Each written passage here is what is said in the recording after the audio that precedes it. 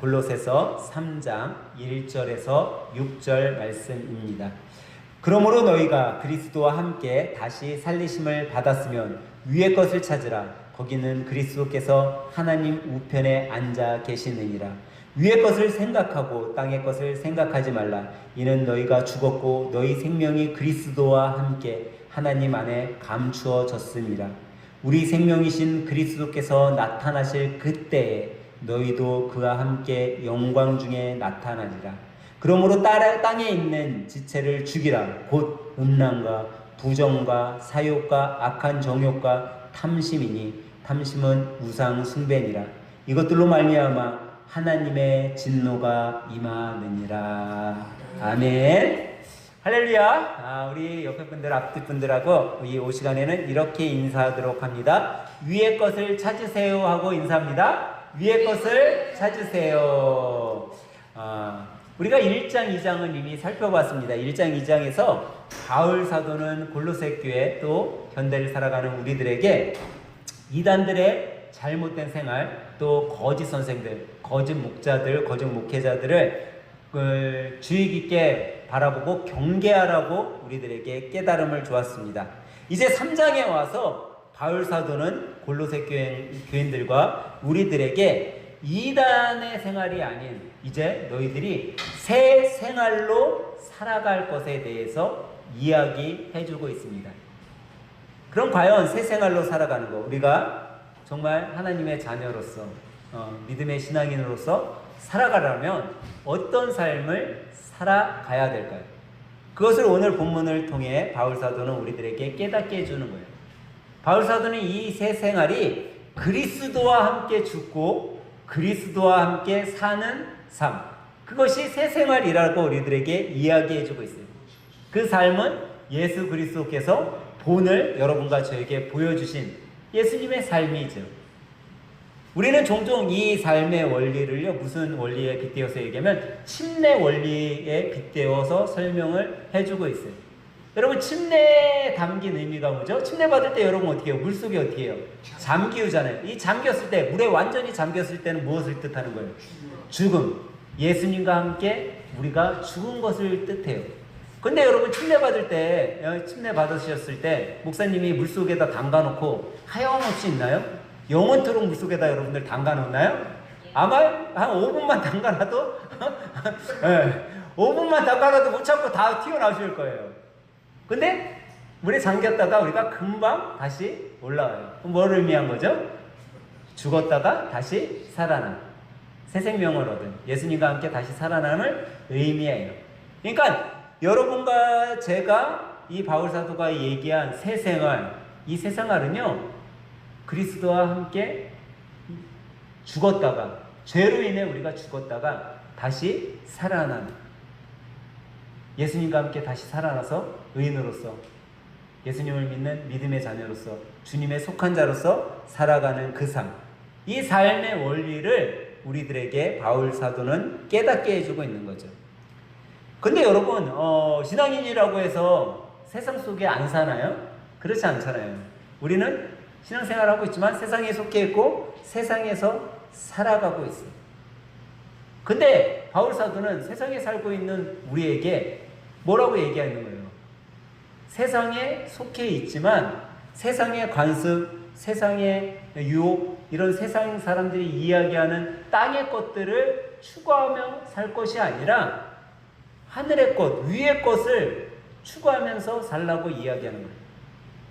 이것이 바로 하늘의 원리, 천국의 소망을 두고 살아가는 사람들의 삶인 거죠. 아무리 세상에서 살아간다 할지라도 여러분과 저는 세상에 속한 자들이 아닌 주님께 속한 자들임을 믿으시기 바랍니다. 그렇기 때문에 세상이 떠들썩하게 여러분과 저를 유혹하고 이렇게 해야지 우리가 잘 살 수 있다, 이렇게 하는 것이 잘 사는 거다, 아무리 우리를 그렇게 유혹한다 할지라도 우리는 주님께 속한 자들이기 때문에 세상의 유혹과 혼돈 속에서 세상의 원리를 따라가는 것이 아니라 하나님의 원리, 하늘의 원리, 천국의 소망을 찾아가면서 살아가야 된다라는 말씀이에요. 오늘 바울 사도는 골로새서 3장을 통해 이것을 우리들에게 정확하게 이야기해주고 있는 거죠. 여러분, 여러분들은 주님께 속한 자녀임을 믿으십니까? 네, 우리는 천국에 소망을 둔 주님께 속한 자들이에요. 그렇기 때문에 우리 천국에 소망을 둔 사람들이 어떻게 살아가야 되냐면 오늘 본문 1절은 이렇게 얘기하고 있어요. 그러므로 너희가 그리스도와 함께 다시 살리심을 받았으면 위의 것을 찾으라. 거기는 그리스도께서 하나님 우편에 앉아 계시느니라 라고 얘기했어요. 우리가 예수님을 알기 전에는 여러분과 저 모든 사람들이 어디에 속해 있었어요? 세상에 속해 있었어요. 죄 가운데 살아가는 사람들이었어요. 그런데 우리가 세상에 속해 있을 때, 죄 가운데 살아갈 때는 어쩔 수 없이 세상 풍조, 세상의 유혹에 따라서 살아갈 수밖에 없었던 자들이라는 거죠. 근데 이제 그 죄인, 원죄 가운데 살았던 우리가 예수님을 믿음으로 예수님께서 그 모든 죄를 십자가에서 나 대신 죽으심으로 말미암아 우리가 죄 속에 속한 자들이 아닌 이제 예수님을 믿음으로 예수님께 속한 자들이 되었다라는 거예요. 그 예수님께 속한 자들로 되었는데 너희들이 왜 땅의 것, 아래의 것을 찾으려고 노력하며 사냐는 거예요. 우리는 이제 예수님께 속했으니까 무엇을 찾으라고요? 1절에 뭐라고 돼 있어요? 위의 것을 찾으라는 거예요. 근데 그 위의 것을 찾으라고 했는데 그 위의 것에 뭐가 있다라고 얘기하고 있어요. 본문 1절 마지막 절에 보니까 위의 것을 찾으라. 거기는 뭐가 있다고요? 그리스도께서 하나님 우편에 앉아 계시다라는 거예요. 그러니까 땅의 것, 죄악된 땅의 것을 찾으면 악한 사단 마귀를 찾고 있는 거예요. 근데 우리가 위의 것을 찾으면 예수 그리스도를 찾는 거죠. 예수 그리스도는 여러분과 저를 죄 가운데서 속량해 주시고 우리들에게 영원한 생명을 주신 분이죠. 여러분과 저는요, 그래서 죄에 대해서 죽고 의에 대해서 살아난 자들이에요. 의에 대해서 살아난 자들이기 때문에 우리는 주님의 속한 자로서 살아가는 거죠. 여러분, 침례 교인들은요, 어느 정도 신앙이 자라고 이제 침례 교인으로서 살아가게 될 때 교회에 등록하기 위해서 침례를 받잖아요. 근데 이 침례를 받을 때 우리가 침례를 받으면서 어떤 마음을 갖냐면 침례 받기 전에 세상 속에서 살았을 때는 죄 가운데 정말 세상의 속에서 내가 살았지만 이제 침례 받고 나도 새 사람이 돼야지. 침례 받고 나도 물속에 잠겨서 내가 죄 가운데 모든 건 죽어버리고 이제 내가 새 사람으로 위의 것, 하늘의 것, 천국의 소망을 갖고 살아가야지 하고서 침례를 받고 난 다음에 침례교회 등록교인이 이제 되는 거죠. 근데 하나님께서는 이렇게 침례 받은 것처럼 우리들이 세상에 속한 땅의 것이 아니라 주님께 속한 자로서 천국의 것, 위의 것을 찾는 자들이 될 것을 바울 사도를 통해 깨닫게 해주고 있는 거예요. 그러면서 이제 2절 말씀에 뭐라고 얘기하고 있어요? 위의 것을 생각하고 땅의 것을 뭐 하지 마라? 생각지 말라라는 거예요. 이제 여러분과 저는요, 천국의 소망을 가졌기 때문에 땅의 것을 생각지 말라라는 거예요. 세상의 것을 굳이 연연하지 말라는 거예요. 근데 여러분 한번 생각해 보세요. 우리가 세상에 살고 있는데 땅의 것 생각할 수 있어요, 없어요? 생각하면 살 수밖에 없어요. 이단들은 이걸 가지고 뭐라고 얘기해요? 야, 세상의 것 쓸데없으니까 너희들 다 바쳐 주님께. 세상의 것 썩어져 없어질 것 뭘 그거에 연연하냐. 다 갖다 바치고 이제 살면 다 천국에서 잘 살 거야. 이렇게 이야기를 하고 있어요. 근데 여러분, 우리가 세상에 살고 있어요, 없어요? 세상에 살아요. 그럼 세상 거 필요해요, 안 필요해요? 필요한 게 당연한 거예요. 근데 왜 바울 사도는 세상의 것, 이 땅의 것을 생각지 말라라고 얘기를 했을까요? 여러분, 바울 사도가 얘기하고 있는 세상의 것을 생각지 말라라는 거는 세상 것을 다 버리고 천국에만 소망을 들고 교회에서만 살고 교회 일만 열심히 하고 이것이 아니라 뭐라는 거냐면 세상 것에 매이지 말라라는 뜻이에요. 여러분, 물질에 매이면 뭐의 노예가 되는 거예요? 돈의 노예가 되는 거예요. 물질의 노예가 되는 거예요. 세상에 매이면 뭐의 노예가 되는 거예요? 세상의 노예가 되는 거예요. 근데 여러분이 세상의 주인이 되면 누가 주인이고 누가 노예예요? 주인은 내가 주인이 되는 거고 노예는 누가 되는 거예요? 세상이 되는 거예요. 돈을 내가 지배하면 내가 돈의 뭐가 되는 거예요? 주인이 되는 거고 돈은 내 노예가 되는 거예요. 내가 무엇에 매여 있을 것이냐, 내가 무엇을 지배하고 살 것이냐에 초점이 다르다라는 거예요. 바울 사도는 이걸 이야기하는 거예요. 너희가 땅의 것을 생각지 말라라는 거는 땅의 것에 노예가 되지 말라라는 거예요. 땅의 것에 매여 살지 말라는 거예요. 여러분, 종종 우리가 이런 것들을 볼 수 있어요. 하나님께서 천지 창조를 하셨어요. 그리고 온갖 동물들을 만드셨어요. 동식물들을 만드시고 하나님이 인간에게 뭐라고 말씀하셨어요? 너희들 저것들 어떻게 하라고 해요? 정복하고 다스려라 라고 말씀하셨어요. 그러니까는 주인이 누구예요? 동물, 식물이에요? 나예요? 주인은 나예요. 근데 여러분, 요즘 애완견을 기르는 사람들 보면요, 뭐 어떻게 살아요? 그 집의 1순위는 뭐예요? 애완견이 돼버렸어. 하나님의 말씀과 너무 달라요. 여러분, 애완견 이뻐요. 여러분, 그리고 애완견을 길렀을 때 정서적으로 도움이 될 수도 있어요. 그러고서는 애완견을 마치 가족, 자식처럼 돌보는 사람들도 많이 있어요. 근데 우리가 여기서 중요한 것을 잊어서는 안 된다라는 거예요. 이뻐하고 사랑해 줄 수 있고 애완견을 통해서 여러 가지 교감을 할 수는 있어요. 근데 뭐가 바뀌면 안 돼요? 주인이 바뀌면 안 돼요.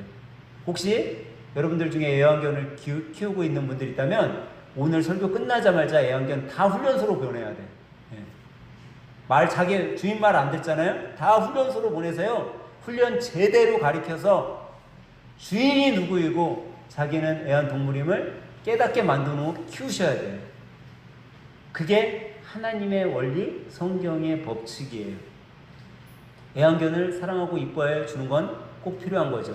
근데 주인으로서 이뻐하냐, 내가 강아지를 주인으로 떠받고 사느냐에 따라서 여러분들이 하늘의 원리를 잘 찾아서 살아가는 것인지 아니면 땅의 것에 매여서 사는 사람들인지 바뀔 수 있다라는 거죠. 하나님은 분명 여러분들이 하늘의 것을 추구하고 땅의 것은 지배하고 살라고 했어요. 다스리며 살라고 했어요. 우리는 그것을 꼭 기억하면서 살아야 된다라는 거예요. 그것이 바로 우리가 세상에 매이지 않고 하늘나라의 원리를, 천국의 소망을 두고 살아가야 될 사람들의 삶인 거죠. 그러면 바울 사도는 왜 여러분과 제가 천국의 소망, 하늘나라의 원리를 찾아가면서 살라고 이야기할까요? 3절 말씀입니다. 이는 너희가 죽었고 너희 생명이 그리스도와 함께 하나님 안에 감추어졌으니라. 여러분, 세상의 모든 것은요, 썩어지고 없어질 것들이에요. 세상은요, 다 유한해요. 여러분들이 영원히 살 것 같죠?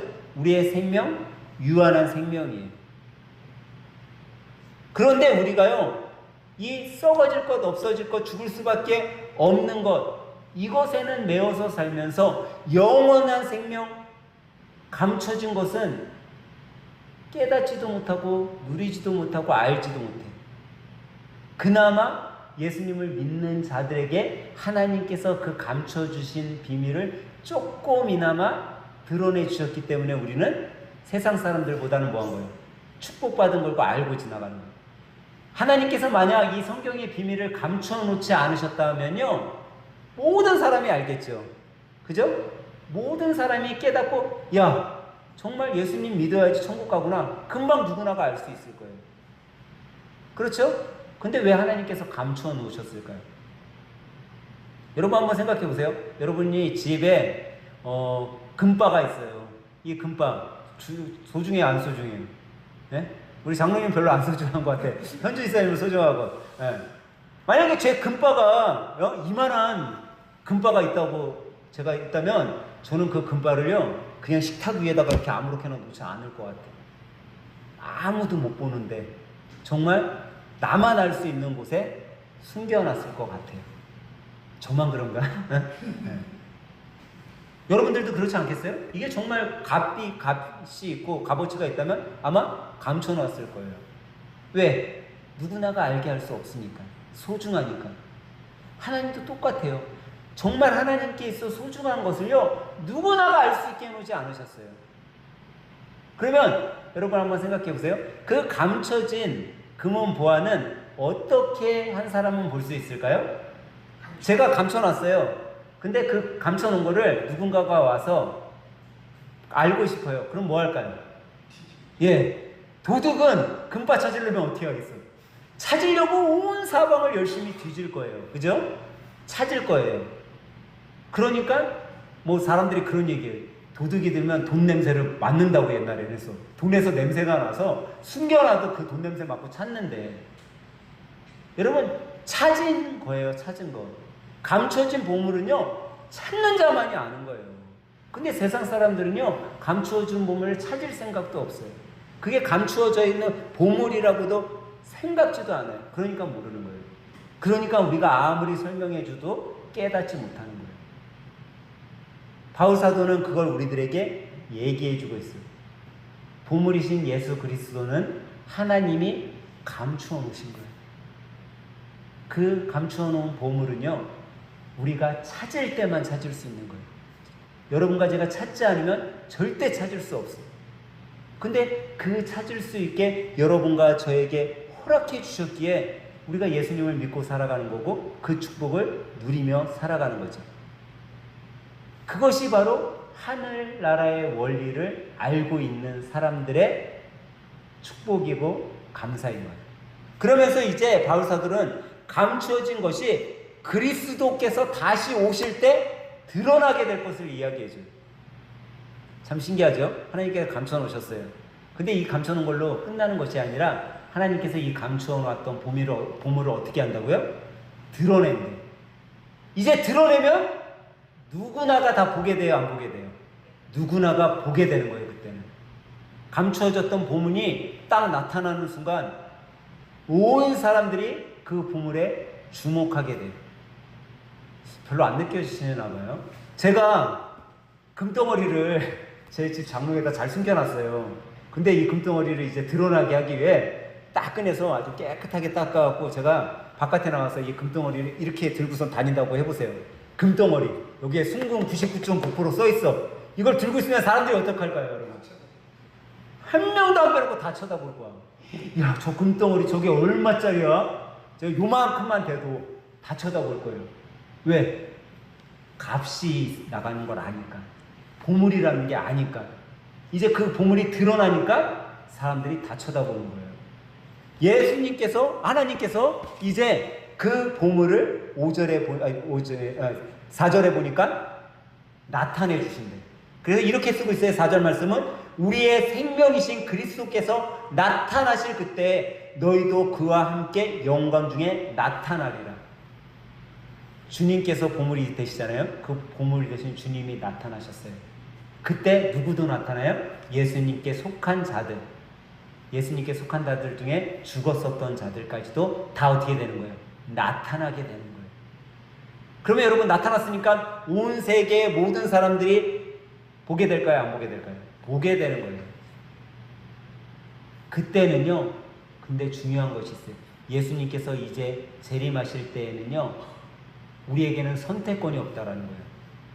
예수님의 나타나심을 이미 봤어. 이제 보고 난 다음에 내가 예수님 믿겠습니다 라고 해도 소용이 없다라는 거예요.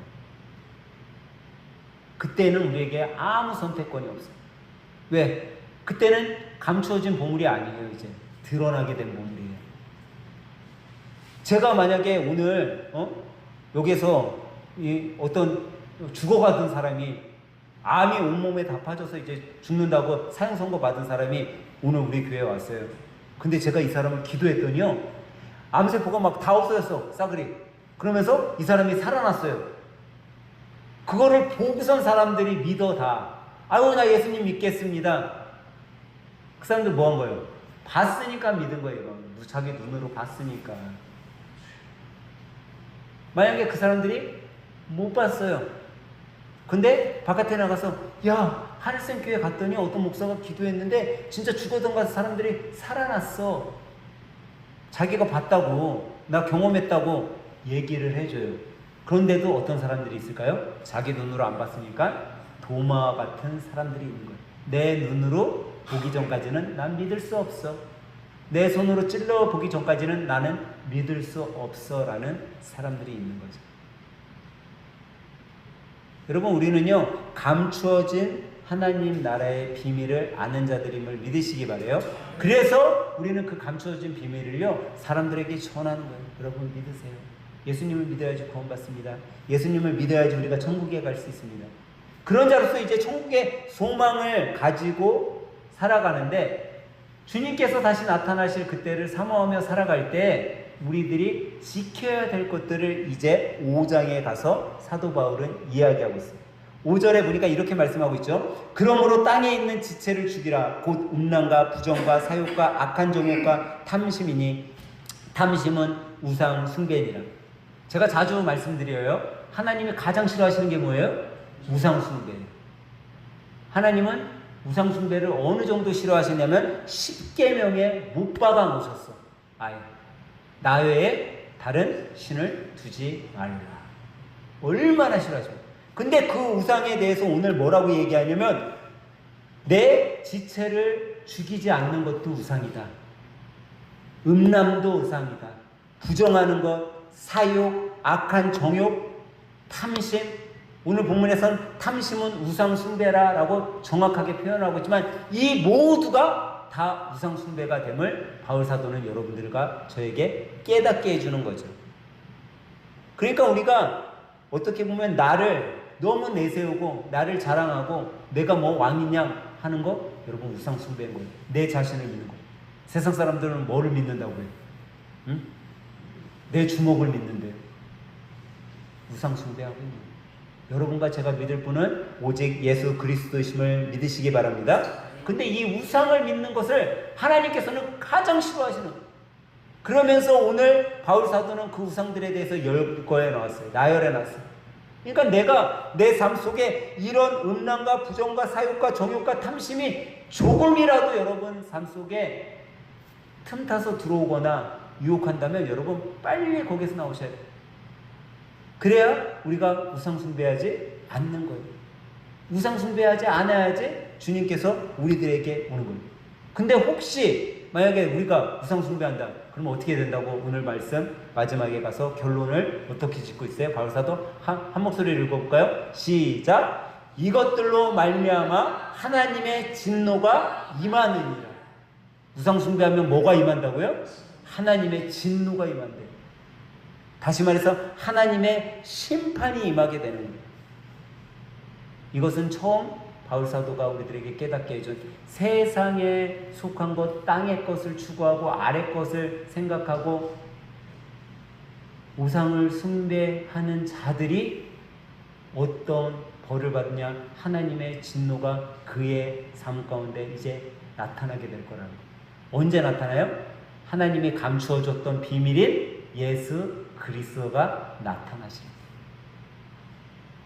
저는 오늘 이 오후 시간에 예배드리는 여러분 모두가 하나님 나라의 원리를 깨달아서 아래 것, 땅의 것에 소망을 두고 땅의 것을 찾으며 살아가는 존재들이 아닌 천국의 소망을 두고 하나님 나라의 것을 찾고 위의 것을 바라보고 살아감으로 정말 세상이 알 수도 없고 경험하지도 못한 그런 귀하고 복된 보물이신 예수 그리스도를 우리 삶 가운데 경험해서 정말 이보다 더 값진 것이 없음을 누구 만나는 사람들을 누구에게나 선포하고 전하며 이 무더위 속에서도 승리의 삶, 기쁨의 삶, 감사의 삶을 살아가는 주님께 속한 자로 한 주간을 보내시는, 또 그리스도의 향기를 드러내는 믿음의 하늘생교회 식구들, 믿음의 동역자 여러분들이 다 되시길 예수님의 이름으로 간절히 축원합니다.